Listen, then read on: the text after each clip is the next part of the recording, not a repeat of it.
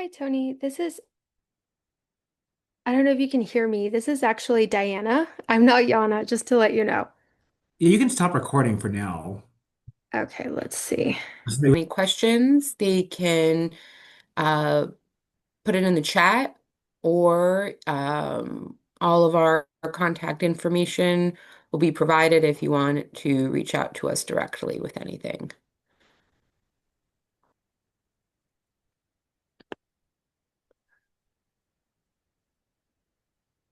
And we'll leave some time for Q&A.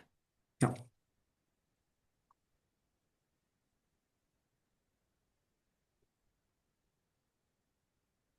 yeah, we'll start with introductions, and then the agenda I have is introductions. What did I put on the agenda?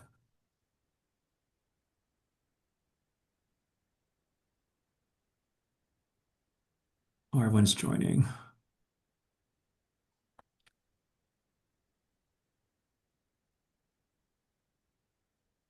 Yeah. Introductions, explanation of potential tax benefits of owning versus renting, and then Yanni, you'll be talking about trust structures.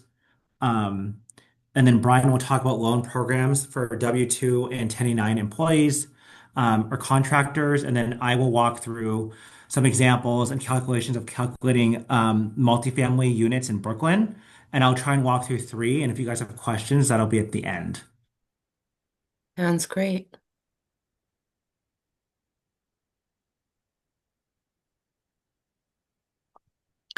I discovered after t speaking with Tony that I had unintentionally house hacked myself about 15 years ago. But my husband and I purchased a three-family home in in Brooklyn, and we used an FHA loan, and the down payment was reasonable and affordable, and we have, these tenants upstairs, and it made home ownership possible for us, where I can't imagine. Um, getting there with trying to put together $200,000 at that point in our lives. So I'm a huge, huge proponent on a very personal scale. I'll give everyone a few more minutes. So for our guests, I think we would be interested in why you joined today, if there's anything in particular you are interested in hearing about. If you want, you can put it um, just in the general chat, or you can message it directly to me or to Tony. But that might help us steer the conversation a little bit towards what folks are interested in. And we have a lender on the call. His name is Brian Scott Cohen. So if you guys have any questions about lending or financing, and he'll be here to answer those questions as well. Great.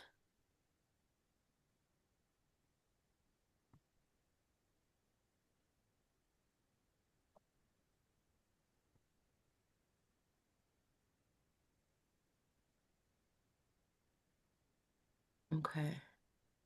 We'll give everyone another minute or so. Hi guys. Hi Tony. It's Luisa. How are you? Hi.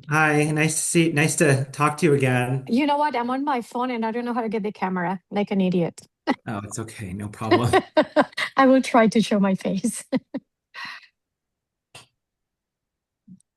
Okay. Well, I guess we can go ahead and get started. Hi, everyone. Thank you for joining. This is my first time hosting a webinar, so I've never done this before. It's my first time doing anything of the sort, so it's kind of exciting. We were expecting to have 80, I had 81 RSVPs. It's a lot, a little overwhelming. I didn't think that this would have this much interest, but I'm happy to explain it and teach, and just go through what I know about multifamilies. I am a real estate investor myself. I own four properties. I have an Airbnb in Florida, and I have three houses in Ohio that I'm doing Section 8 rentals on. The method I did in Ohio is this method called the BRRRR method. BRRRR stands for buy, rent, buy, no, buy, rehab, rent, refinance, and repeat. it doesn't really it doesn't work as easily in New York, but there are ways that it can apply here. And the reason why it doesn't really work in the state of New York is because the homes in New York City are a little expensive. In Ohio, where you can buy a home for like 50 grand or 45 grand, and the new value of the home is like 150 grand, you can easily do this method in, other states. But in New York, it's just a little more expensive. But there's variations, and you can quote unquote house hack, which I will explain later on this call. I have been in real estate for about a year. I've had an interest in it. I got into investing in 2022 when I bought my home in Florida. I turned it into an Airbnb within 30 days, and I've just kind of become obsessed with it, and just learning about the details and the numbers. And I really like helping people buy their properties, crunching the numbers, doing the analysis, and making sure people are set up for success. For me, I also have a degree in math. So as you can see later on in this presentation, I'm very mathematical and very logical in how I see the numbers and calculate things. So if you guys have any questions, I'm happy to explain it later on. Yana, do you want to introduce yourself? Sure. So my name is Yana Feldman. I am the founding attorney of New York Legacy Lawyers. We handle estate planning, elder law, and trust and estate administration, wills and probate. Uh, we're based in Brooklyn, over by Industry City. I've been practicing for 20 something years. We have a team of 12, and we help our clients, plan for the best and also be prepared for the inevitable, I like to call it, not the worst, the inevitable. And one thing that I really focus on is making sure that people understand what would happen to them or their stuff if they got ill, disabled, or passed away without a plan in place. And also how to, before we even get to wills and probates and people passing away, how do we protect the legacy that people build? How do we protect the, the wealth, the real estate, the investments, etc., while people are alive in all sorts of different situations, depending on people's lifestyles and careers. And then, of course, we do handle the estate administration, what actually happens when people pass away. And to that end, I really encourage my clients to think about if they want their family members or loved ones, whoever might inherit from them, to be tied up in a year plus process in the courts when there's no one that has authority to collect rents, deal with landlord housing court issues, deal with mortgages, anything like that. Everything gets frozen until an estate is opened. And I'll talk a little bit later on about how that can be done.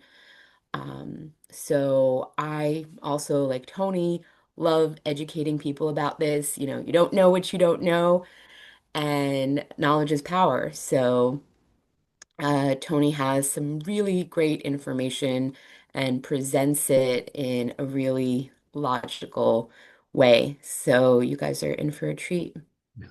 Brian, are you here? Brian? Okay. I did Well, see no, his name, but maybe he's, um, I yeah. saw him here. I mean, I don't know what I'm here. happened. Hi. Oh, hey, Hello. Brian. Hey. I could not unmute myself. I am Oh, here. Yeah, I tried to video too. I'm blocked. But anyway, good. Hi. Hello. Yeah. Tony said the video is disabled by you. oh, how It's do I? okay. You guys, you don't want to see me It's anyway. fine. All good. Anyway, am I introducing myself, Tony? Yes, yeah, yeah. Go Okay, ahead and introduce awesome. yourself as the lender. Yeah. Yeah, hi, I'm the lender. I am Brian Scott Cohen. I do mortgages for a living. I've been doing this for 22 years. We do a lot of multifamily lending, investment property, loans that are called DSCR, which we can get into.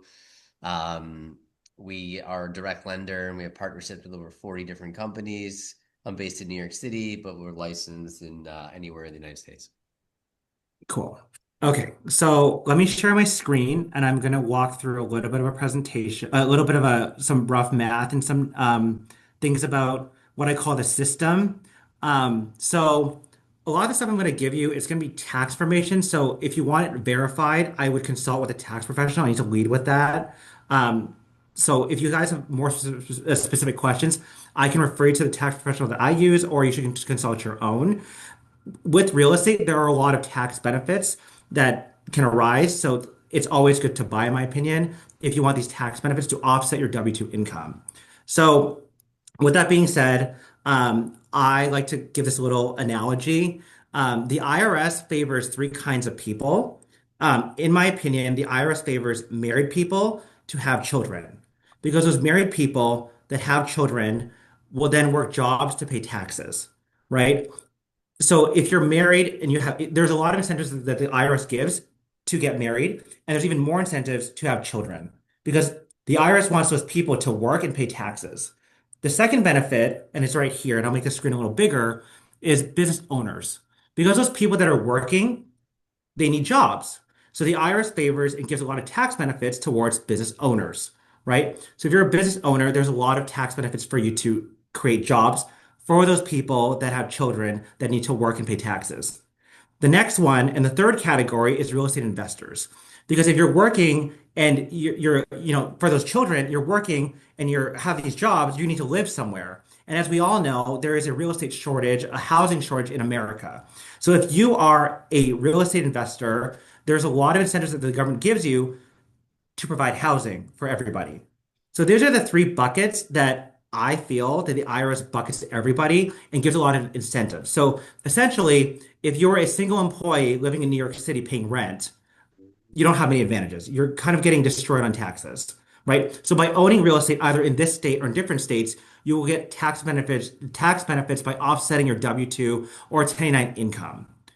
Okay. So the next part I'm going to go through is the benefits of being a W-2, 1099, and being a landlord. So when you're working at a company, who pays first? The company who gets paid first. So when you're working as an employee at Google or Dunkin' Donuts or any of these, bigger corporations, the first person to get paid is the company. And then who do they pay? They're gonna pay their vendors, right? Like if it's Dunkin' Donuts, it could be the suppliers, the coffee makers, the plastic people, and then after the company's done paying them, they're gonna pay the government, right? In taxes, employment tax, or whatever, right? But then after that's paid and all those vendors are paid and the government's paid, then you get paid as a W-2 employee at any company, right? But before you get paid, you're paying taxes, employment tax, state, city, federal, and then you're going to pay 401, right? To, have a retirement egg. But then that's also the government because if you take from the 401k, you're also going to be paying penalties, right? And some people might have an HSA, which is a healthcare savings account, and you pay that first. So basically, before you even get the net, you're in position seven of getting paid, right? I don't think being paid in position seven is that great. And I know there's a lot of real estate agents on this call, like I am. So if you're a real estate agent or a 1099, right, you're actually in a better position because you're going to be in position two, right? When you make a commission check, the commission goes to the brokerage and then you get paid from the brokerage. So you've actually gone from being a W-2 to a 1099, you've gone higher up in the I guess the totem pole of getting paid, right? So you've gone from position seven to position two. However, if you're a multifamily landlord, you're in position one because the tenant pays you and then you get paid and you pay the bills. By doing that, you have a lot of tax benefits and you can offset a lot of income, right? So the point of this presentation and this part of the presentation is to say the difference between being a W-2 employee and being a 1099 self-employed and being a landlord. So the next part, I'll leave it up to Yana to talk about why putting your house, your asset into a trust is a good idea. Okay. All right. So, um, I can stop basically, sharing. Yeah. oh, that's okay.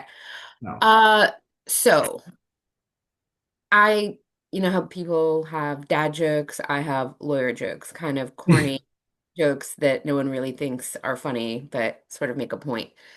I like to ask, who in this room has a will? You know, raise your hand or clap your hands, and then a few people will do it, and then a few people kind of look around awkwardly.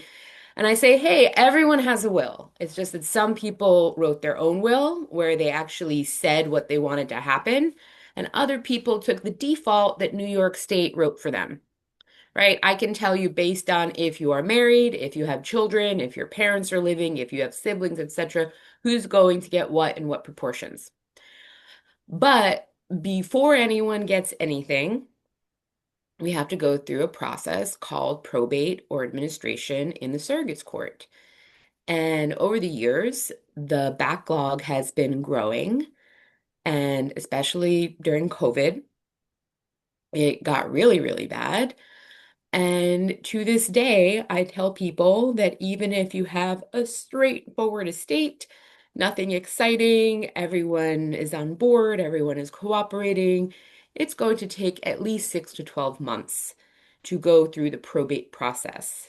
And until you go through that probate process, until a judge signs an order called a decree that says now this person is able to represent this estate and they can sell a property or refinance a property or change the deed over to the new owner, the child, or whomever. Until that happens, that property is frozen. There is no one who is able to do anything regarding that property. No one is authorized to collect rent, assuming the tenants want to keep paying. No one is authorized to go to court if the tenants stop paying. No one can deal with the lender, right? I'm sure Brian has lots of stories like this. And also, if we're doing a probate, everything is now a public record. Anyone, it used to be could go to the courthouse. Now, in about 20 seconds, we can go online to a public website and search and find a copy of your will that says who gets what and some paperwork that not only says who gets what, but where it is, how much it's worth, what the rents are, and all of your personal business. It is all a public record. On top of that, so that is a few really good reasons why you don't want to pass away with just a will. Because if you have a trust, and there's a few different kinds of trusts, but for today's purposes, we're going to be mostly talking about what people call living trusts or revocable trusts. They're very simple. They're sort of see-through structures, just like single member LLCs, for tax purposes, they're you, you're them. There's no extra tax return. There's no income tax implications during your lifetime. You have full control and access to your property. If you have your property in one of these trusts, in the trust document, you get to write, if I become incapacitated and can't manage my affairs, who's going to step in and take over for me?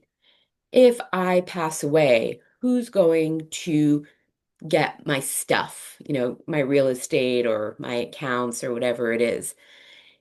If my beneficiaries, the people that are getting something from me at some point, are underage or not well or things like that, here are all the ways that we can protect them. And if this, then that, there's lots and lots of sort of bells and whistles, protections from things that most likely are never going to happen, but just in case, we have a lot of protection. And the beauty of this trust is there is no surrogates court filing, so nobody is going to know that you decided to disinherit certain family members, that you didn't treat all of, the same sort of people equally. Nobody knows what you left to who, completely private. Also, depending on how we structure it, you are getting some privacy during your lifetime.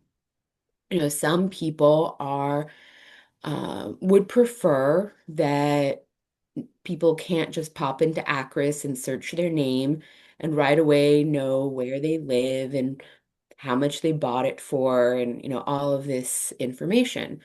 So depending on your lender, your financing, how you structure your deals, sometimes trusts can offer privacy during your lifetime as well. Um, Also, in the unfortunate circumstance that someone decides to try and sue you and gets excited that you own real estate, you own investment real estate. Wow, deep pockets. Having property in a trust, in one of these revocable trusts, isn't going to be a guarantee that that property is protected. But I like to think about it kind of like in the movie Shrek. It's layers of an onion, right? If I'm Jana Feldman and my house is in my name and someone wants to sue me and they're like, oh, look, Jana's got a house, easy peasy. What if my house isn't in my name? What if it's in the name of a trust? What if it's not the Jana Feldman Trust? What if it's the Purple Rubber Duck Trust, which, you can have? It's not going to protect me absolutely, but it's one more little barrier that we can put together.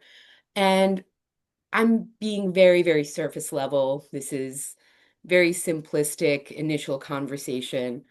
Um, but privacy during your lifetime, privacy at death, avoiding the delays of surrogate's court versus immediate access for your heirs. Um, and for tax benefits. I know that Tony and I have spoken about this at length. For most of the time in these kinds of trusts, I say that they're income tax neutral. They're not going to necessarily change the income tax that you pay. However, especially if you are transferring properties from one individual to another, not a fair market value sale, but let's say very often a parent will come to me and they're older and they say, well, I'm worried. What if I get ill? What if I need care in a nursing home? I don't want the government to take my house. Excuse me, can you please prepare a deed to transfer it to my children? And I say, of course I can do that. That's not a problem. But tell me, how much did you buy that brownstone in Fort Greene for in 1974? Oh, about $80,000? And what's the fair market value today? Oh, around $3.5 million? Well, if we do a lifetime transfer, if we do a lifetime gift to your son, guess what? He's going to get that property with your original cost basis. It's what we call a carryover in basis. And when he sells that property, and because he is a great son, he's just going to hold that deed and you're going to live there until the end of your life. And one day you'll pass away. And because he lives in Pennsylvania, he doesn't need it. He's going to sell the house and share it with his siblings. Everything is lovely, all very ethical and moral. He will be paying capital gains taxes based on mom's original purchase price. Whereas if mom had put it into a trust and it went to him that way, you get what's called a step up in basis. So whatever it's worth at the time that mom passes away, that is the son's new cost basis. So if he sells it right away, he's not paying any taxes. In the example I just gave, which is a true story, that was a savings of over $1 million in capital gains taxes that we were able to create for that family by saying, let's not do a deed, let's use a trust. One misconception, and then I'm going to turn it back over to Tony and Brian. Trusts are not for the hyper wealthy. I hear this a lot. People think, Listen, I'm not a multimillionaire. I don't have a taxable estate yet. I don't need a trust. That's for rich people. I'm not a rich person. That's not true.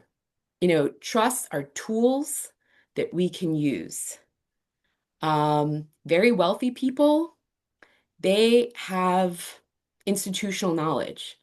you know, for the most part, their parents, their grandparents, their great-grandparents have been investing and have advisors, tax advisors, financial advisors, legal advisors, etc. One of the coolest things that I love about living in New York and specifically in Brooklyn is how a lot of us are from somewhere else.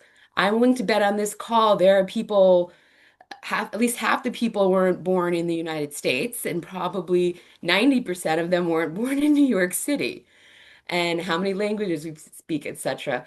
But a lot of us come from cultures that don't know how to think about creating generational wealth, right? So that's a big part of why we're doing this, right? We are, here to share information. So trusts are a tool, just like having a great accountant, just like having a good financial advisor. You know, the very wealthy know all the loopholes. We need to bring that down to everyone. And I think that's something that we like to do and help people with. So thank you for your time. If you have any questions for me, please feel free to reach out. And we'll share our information at the end.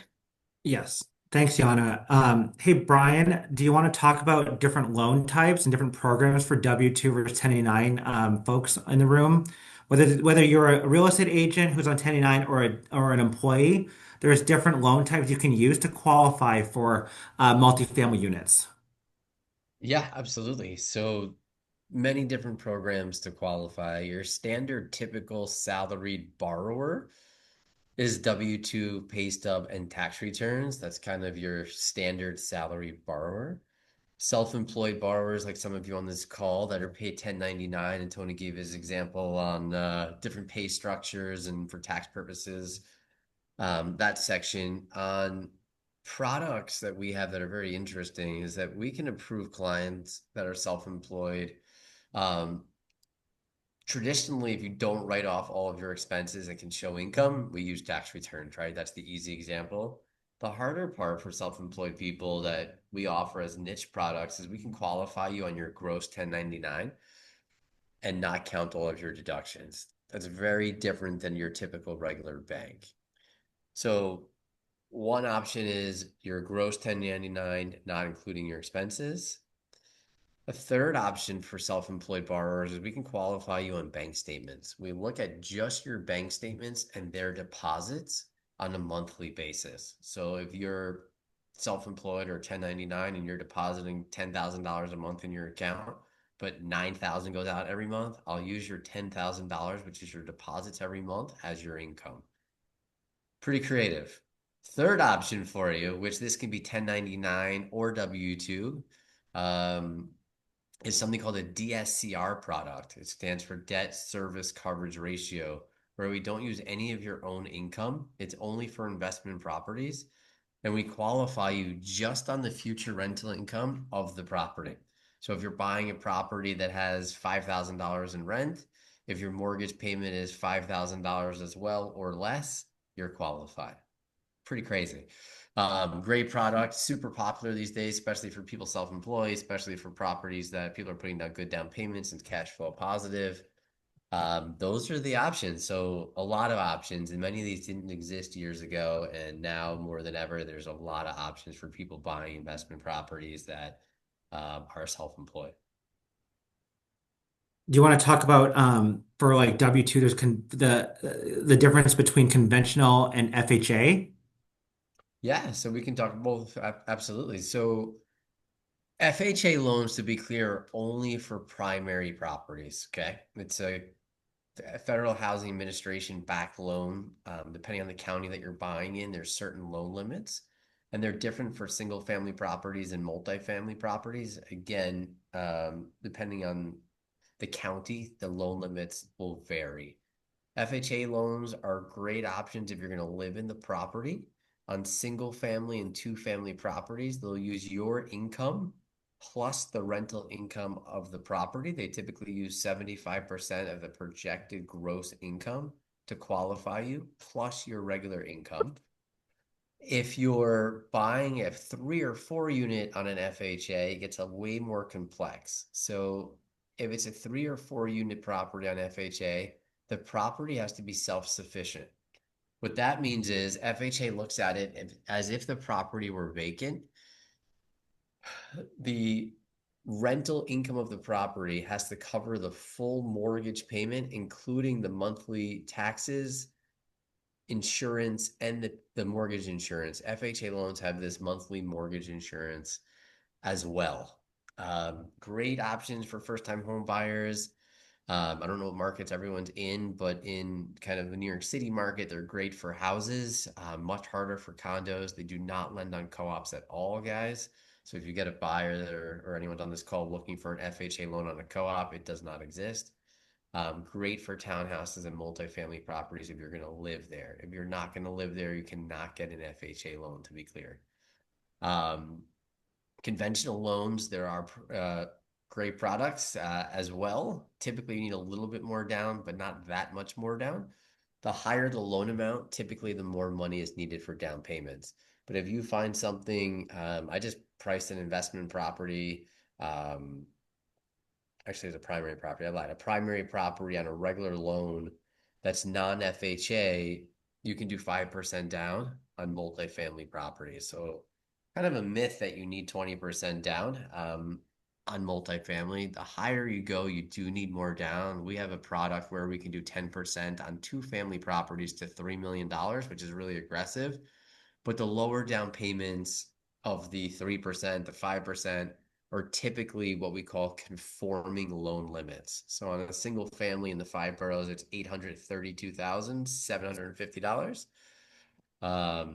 Tony, you're quick, man. Look at those fingers go, What is huh? it? 832. What was it? 832,750.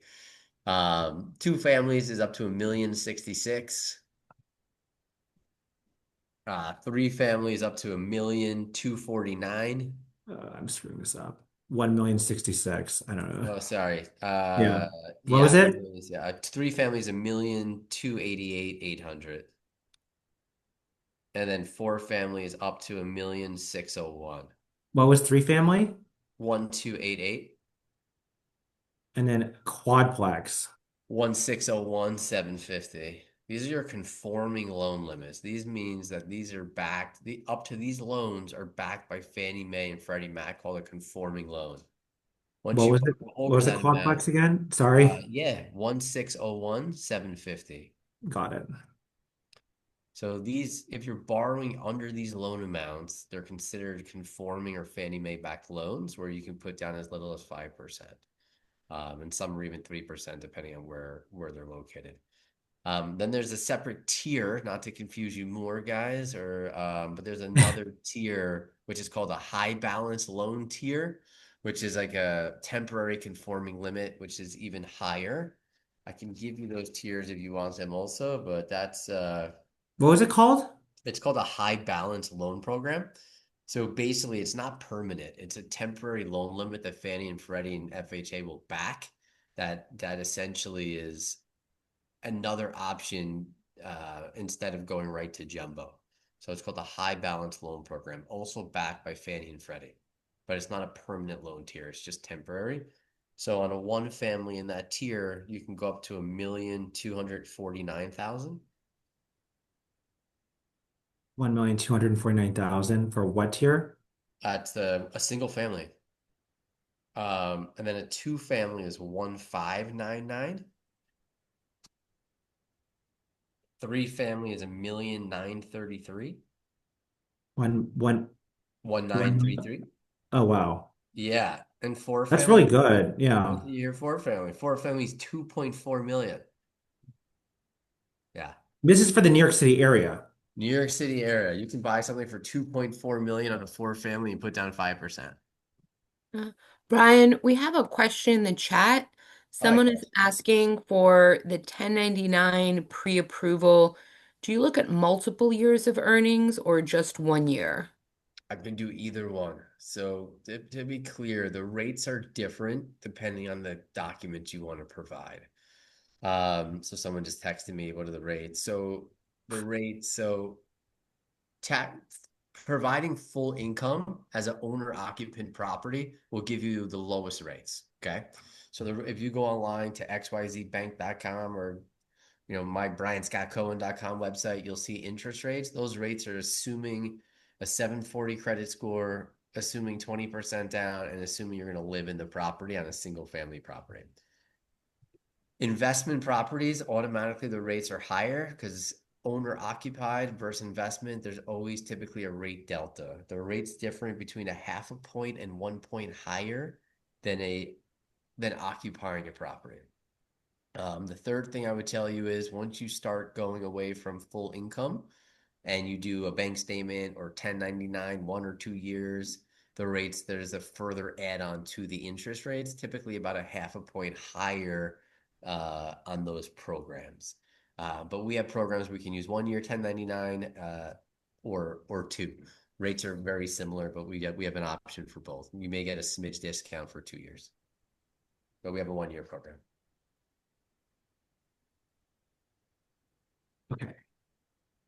That helps. Anything else? I think that's a lot. That's a It's good a amount lot of of information. information. Yeah. And But it's then good. I mean, now people know, if you want to qualify as a W-2 employee or as a 1099, there's different kinds of loan options and different kinds of ways in which you can qualify for a multifamily unit.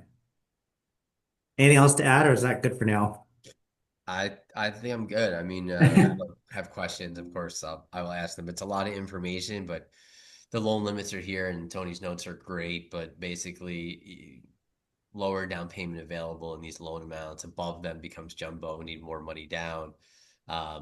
You learn that different proof of income requires different interest rates, and I've run numbers, guys, with people.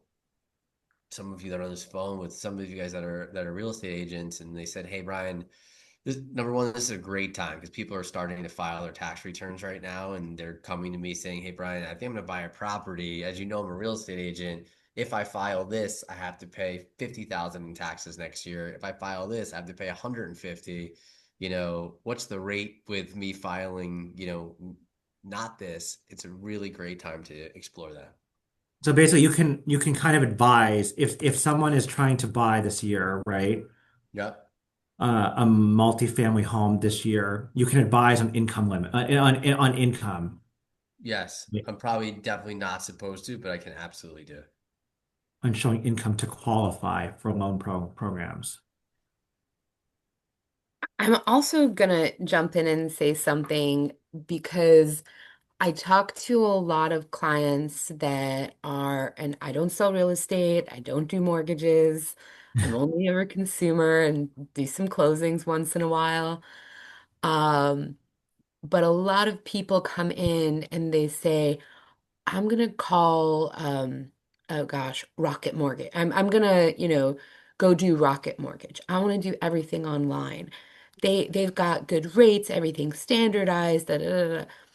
And I don't know if it's a sign of our times that we don't want to interact with humans, right? So when I tell someone you need to call this restaurant to order delivery, they're like, talk to someone.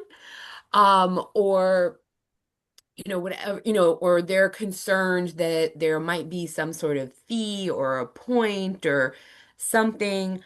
And I really discourage that. I really, really discourage that because this is not something clear cut. And Brian is really, really knowledgeable about products that a lot of mortgage brokers, or mortgage professionals couldn't talk about at all, and he's just rattling them off.